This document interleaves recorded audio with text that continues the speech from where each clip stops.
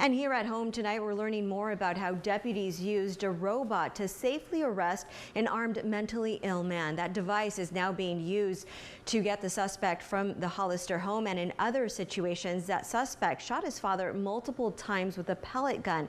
KION's Megan Meyer joins us live from the San Benito County Sheriff's Office with more. Megan.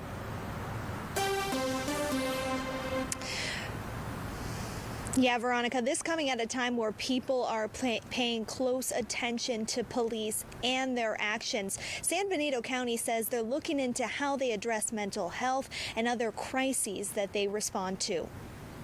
It was a 6-hour waiting game last Monday for sheriff's deputies in Hollister, forced to camp outside 24-year-old Adolfo Villegas Jr.'s home after his father made a desperate call to 911. When the sergeant took him out of the bushes, he was able to immediately realize that he had multiple wounds to his face and head. Captain Eric Taylor says Villegas shot his father. Within minutes, the man was flown to a Salinas trauma center. Meanwhile, Villegas hid inside his house, armed with a weapon that at the time was unknown. Based on information from the father that the son was suffering from a mental health crisis, pairing that with the fact that we had a nice perimeter around the house, we decided to slow down and try to negotiate with him through a loudspeaker to try to get him to come out.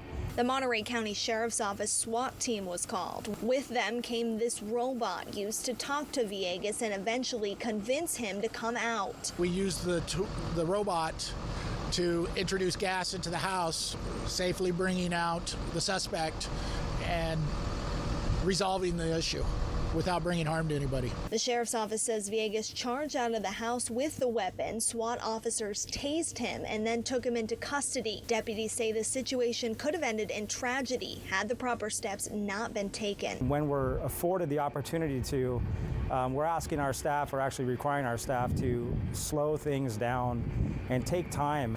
We were able to call this team of trained professionals in to actually slow the call down and ultimately save this kid's life.